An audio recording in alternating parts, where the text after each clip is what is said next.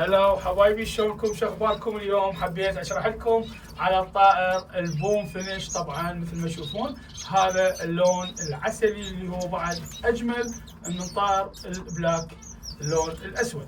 طبعا هذا اللون العسلي الحمد لله انه هو طيور منتجه.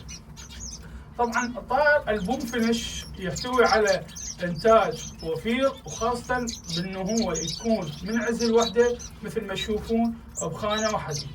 واهم شيء يكون البيض داخل الخانه. ليش؟ هو الطير يحب انه يكون حياته خاصه، انه ما حد يتقرب يمه، واحد يوصل له ولا واحد يوصل للعش ماله.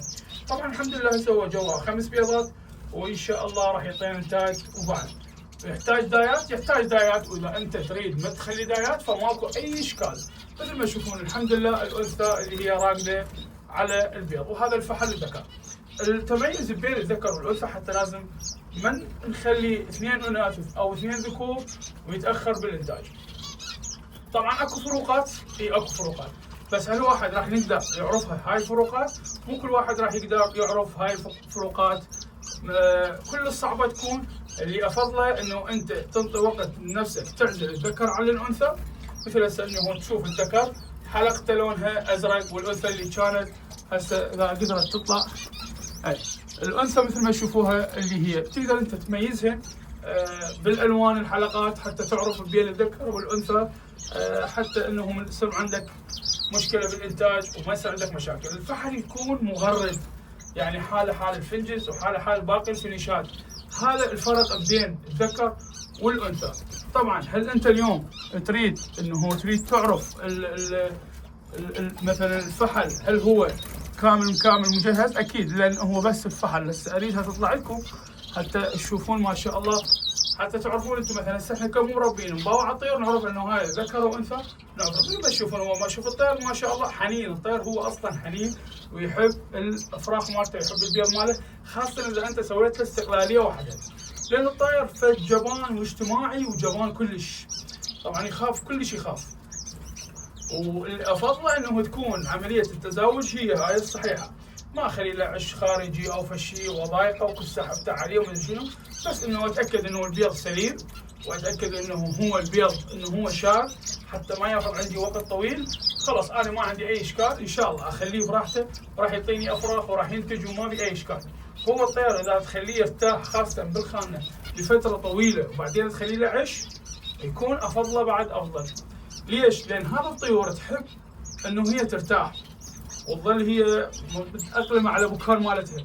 من تظل تحول بها من بكان الى بكان، والله هذا البكار احلى، هذا العش احلى، يجوز بهذا، هاي كلها غلط.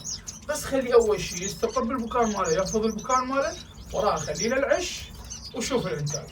الطير ابد ما راح يفشلك ابد، وما راح يحتاج ان شاء الله ندايات.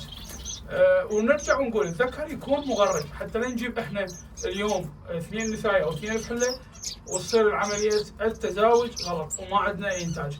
مرات تجيني فيديوهات على الخاص يقولوا لي الطيور نفسها قاعده تطب بالعش وجاي تلم، وشلون العمليه اللي صارت؟ هل هو هذا ذكر وانثى؟ لا مو شرط. مرات 2 نثاية او 2 فحله تصير عمليه الولف.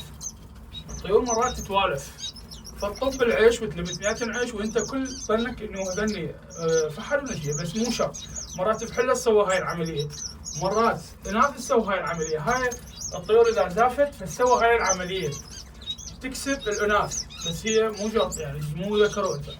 فلازم احنا نتاكد انه هذا فحل وهاي انثى لفتره طويله، نصبر للطيور وبعدين نخليهم سويه، وبعدين نخلي لهم العيش حتى ينطوني انتاج بطريقه صحيحه. هاي اهم نقطه واهم معلومات لدى الفينش بوم فينش العسلي. طبعا مثل ما تشوفون يعني اهم شيء انه تكون ما تتقرب لهن، خليهن براحتهن. مثل ما تشوفون الطيور كل ما اريد اوصل يمهن شلون تخاف وتطلع عند البيت مالتها وما ادري شنو. هذا لان هو الطير اصلا هو اجتماعي وبنفس الوقت جبان جدا يعني ويخاف. فاذا خليته ويا بعض الطيور وكانت المحميه صغيره فشويه الانتاج مالك راح يكون صعب. هاي اهم نقطه. بس لا والله اذا عزلته واحده مثل ما تشوف الحمد لله الانتاج لا يصير وفير وحلو. تحياتي وياكم حسين انجل، مع السلامه.